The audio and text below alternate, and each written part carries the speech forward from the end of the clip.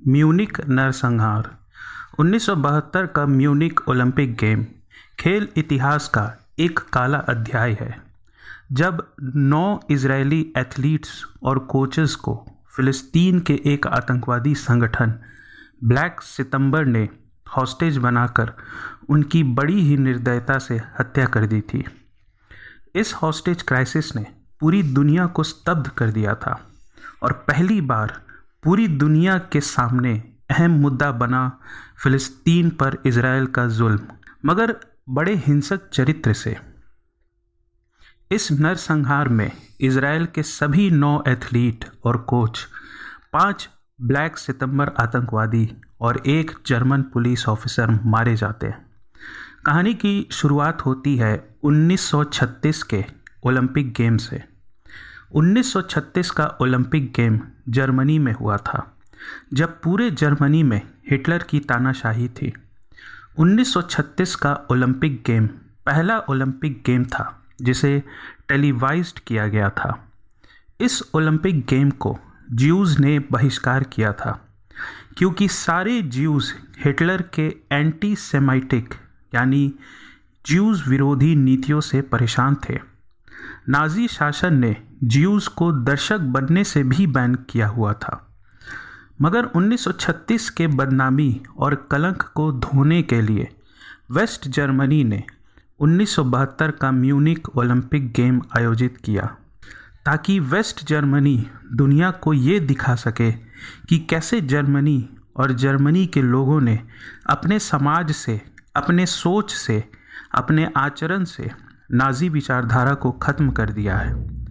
Waste Germany दुनिया को यह दिखाना चाहता था कि हिटलर के मरने के बाद अब का जर्मनी बहुत खुशहाल है।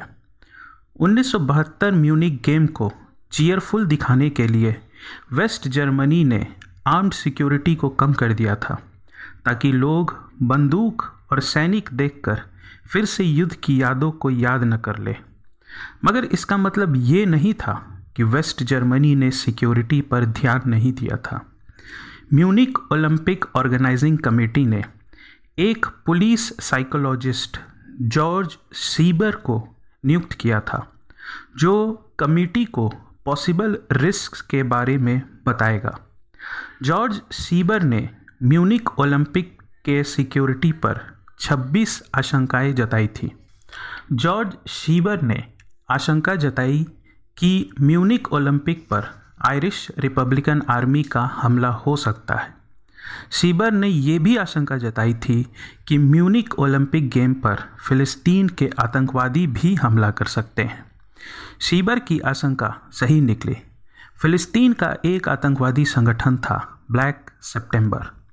इस ग्रुप ने अपना नाम ब्लैक सितंबर जॉर्डन सिविल वॉर को संबोधन देने के लिए रखा था।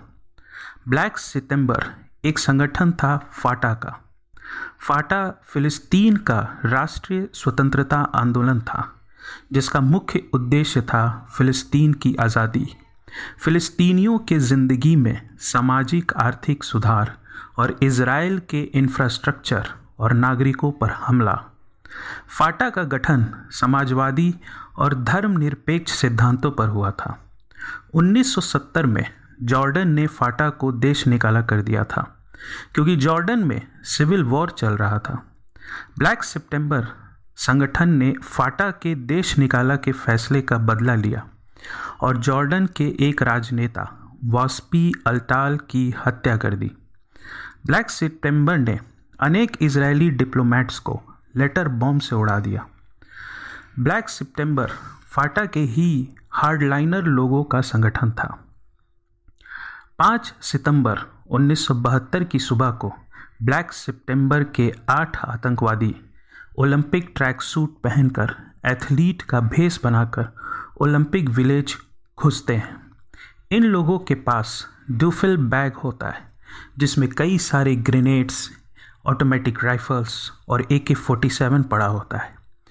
चुराई हुई चाबी की मदद से ये आतंकवादी इजरायली एथलीट्स के अपार्टमेंट में दाखिल होते हैं।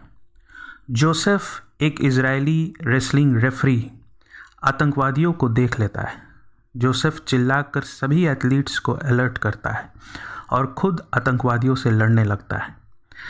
एक वेट लिफ्टिंग कोच सोकोलोव्स्की खिड़की का शीशा फोड़कर भाग निकलता है।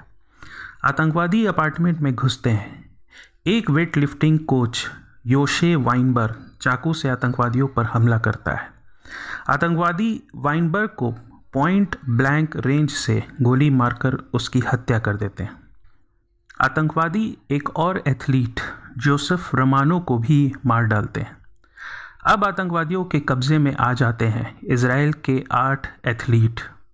पूरी दुनिया म्यूनिक हॉस्टेज क्राइसिस को गौर से देख रही है। ब्लैक सितंबर ने एथलीट्स को छोड़ने की शर्त रखी है। उनका डिमांड है कि इजराइल 234 फिलिस्तीनी बंदियों को तुरंत रिहा कर दे, वरना सभी एथलीट्स मारे जाएंगे। इजराइल की पॉलिसी है काउंटर टेररिज्म की। इजराइल कभी भी किसी भी आतंकवादी से समझौता नहीं करेगा। जर्मनी के अधिकारियों ने आतंकवादियों से समझौता करने की कोशिश की। जर्मनी के अधिकारियों ने आतंकवादियों को ब्लैंक चेक भी दिया, मगर ब्लैक सितंबर को पैसे से कोई मतलब नहीं था। अरब लीग से भी मदद मांगी गई कि वो आकर समझौता करे, मगर ब्लैक सितंबर ने उनकी भी बात नहीं सुनी। जर्मन पुलिस ने अपार्टमेंट को घेरने की कोशिश की, मगर मीडिया रिपोर्टिंग के कारण आतंकवादी पुलिस की हरकत भांप गए। अंत में ब्लैक सितंबर ने फ्लाइट डिमांड किया जो उन्हें इजिप्ट के कायरो ले जाए। जर्मन अधिकारियों ने प्लान किया कि 2 हेलीकॉप्टर से आतंकवादियों को और हॉस्टेजेस को एयरपोर्ट ले जाया जाएगा और वहां जर्मन स्नाइपर्स उन्हें मार डालेंगे। जर्मन अधिकारी 2 हेलीकॉप्टर भेजते हैं। आतंकवादी 2 ग्रुप में बंटकर हेलीकॉप्टर में बैठते हैं।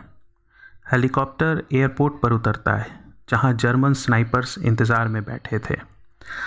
आतंकवादी हेलीकॉप्टर से उतरते हैं और जर्मन स्नाइपर्स उन पर गोली चलाना शुरू करते हैं।